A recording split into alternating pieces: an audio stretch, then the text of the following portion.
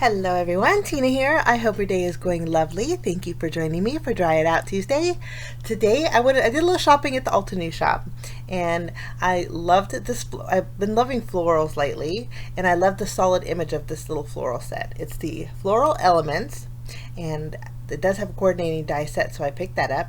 And then for my sentiment, I think this is new to the shop, the Bold Thanks die set. I thought that'd make a great thank you sentiment for our card today.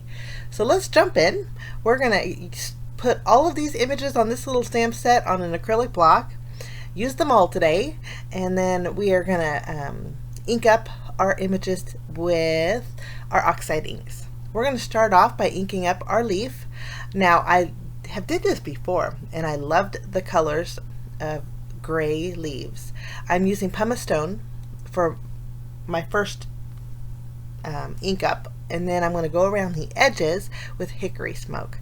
Hickory smoke is going to give it a really smoky and elegant kind of a look, but it's also going to give it a gradient of color, so it's just not one solid color. And I just love this combination.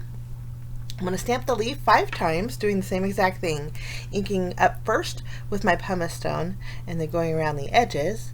This time we're going to go around the left side with our hickory smoke. We're going to stamp it 5 times, and then we're going to move along to our larger floral image in the stamp set.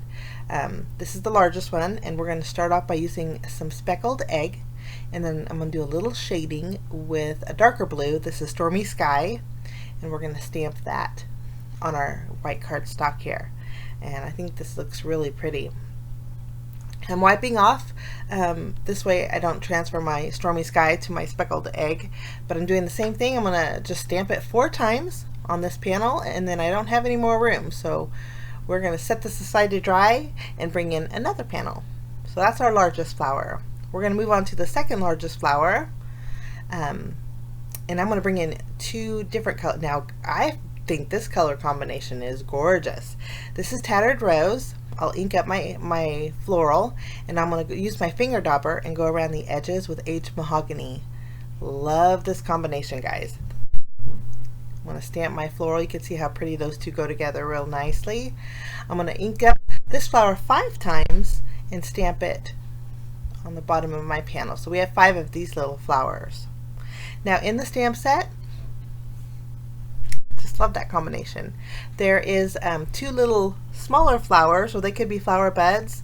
I'm going to use my scattered straw to stamp these. There's two different sizes here.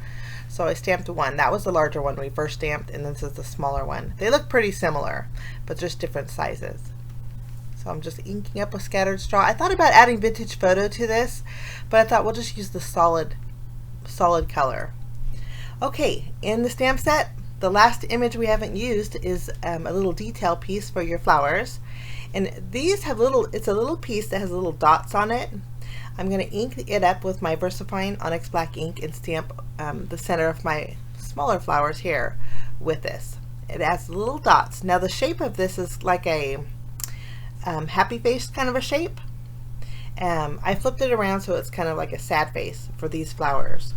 That's how I can explain it. But for my larger flowers, I'm going to stamp a sad face first on the very top of the open area of my flower, and then I'm going to flip it around, make it a happy face, and then stamp it once more. Kind of going to give it a little oval shape for those larger flowers. And I just love the way this turned out. Now the black was really bold, and I thought we would go with the black sentiment, so that's why I put the bold black flower centers. Now I wasn't too sure still about the scattered straw, and so just in case, using the larger smaller floral, I stamped with my Stormy Sky, and then the smaller one I stamped with Aged Mahogany, just in case I wanted to flip-flop. I had those ready to go.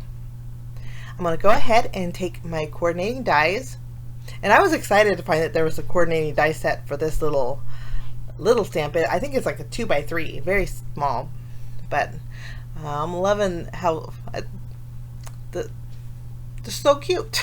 Okay, we're just going to line everything up, and they're super easy to line up, and then we're going to die cut all of our images out. Just run them through the die cut machine, until they're ready to go.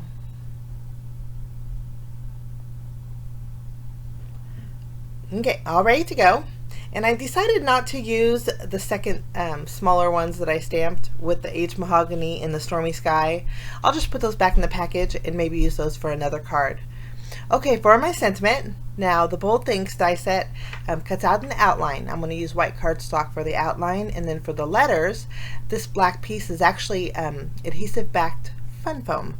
I picked up some fun foam, and it was more sturdier than normal. I think I got it at Walmart, the adhesive backed, and so I thought it'd make a great sentiment and I wouldn't have to add dimension to it because the fun foam obviously always already has dimension.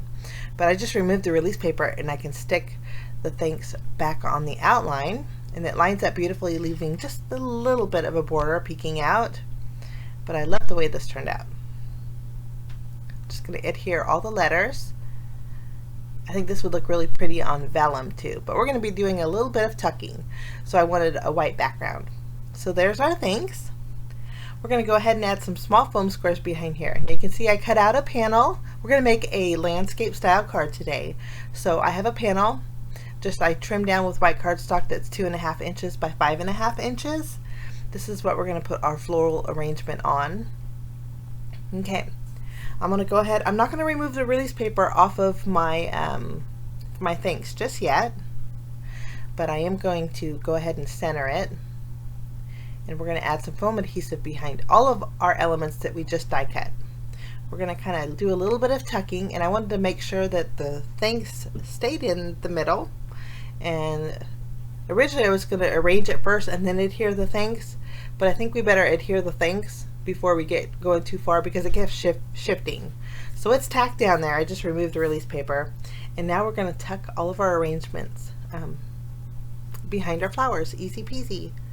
I'm just kind of eyeballing where I want things to go, and I think we die cut out the perfect amount, and I'm liking that I'm tucking the smaller flower underneath the larger flower. We have 2 more of the medium flowers we're going to tuck. And then we have our leaves. Some of the stems of the leaves we're going to have to trim off. And then again, we're going to kind of balance it a little bit. Had to break out the small foam squares for this. They fit perfectly behind our little leaves here. And we're just going to do a tuck. I want 2 leaves in the top left corner and then 2 leaves in the bottom right corner. And then we're going to kind of, I may have kind of went crazy with the smaller flower beds, and I think I'll spread them out a little bit more once we adhere our floral panel to our card base. Okay, now we have that. Thanks is very bold. Can't miss it on your card. It's the first thing you see. And I thought we'd bring in some black and white stripe paper to kind of tie everything together. The black and white paper that I use is called Black and White Stripes. It's a 6x6 paper pad from MFT, and I think it would go perfect on the top and bottom of this panel. So I trimmed down a strip, and these are vertical stripes. We're going to go ahead and adhere this to the center of our portrait style card, making sure the opening is on the right here. Once this is centered, we'll flip it over and just trim off the excess. And normally I would pop up this panel, but there's quite a bit of dimension on here, so I'm just going to flip it around and add adhesive behind it, and we're going to adhere it directly over our stripes. So there's about 1/8 of an inch that's going to be overhanging from the top and the bottom. You can just kind of see how it kind of all flows together with those dots in the center of the flowers. I love the way this turned out. Now I have some leaves overhanging, and I think I'm just going to use my scissors and trim them off, and then tuck them back under there so they don't hang out as much. And then I'm also going to rearrange some of my flower beds. You can see some of the yellow scattered straw flower beds are kind of hanging over too. We don't want that, so we're going to just pick those up and fix it. For the center of those little scattered straw flowers, I thought we'd bring in some gems, and I'm just going to add a little bit of blue, and then we're going to add some gems to the center of those flowers. I'm going to tuck this one hanging over our larger flower real quick. Add some glue, and then add our little gems. Did that finish off my card today, guys? Such a little stamp set. Like I said, it's a 2x3 set, but I think it says a lot. You can do so much, but I love the color combination with those oxide inks. I think it's so pretty. But thank you for joining me. Have a fabulous rest of your day. We'll see you next week for another Try It Out Tuesday. Have a great day. Bye-bye.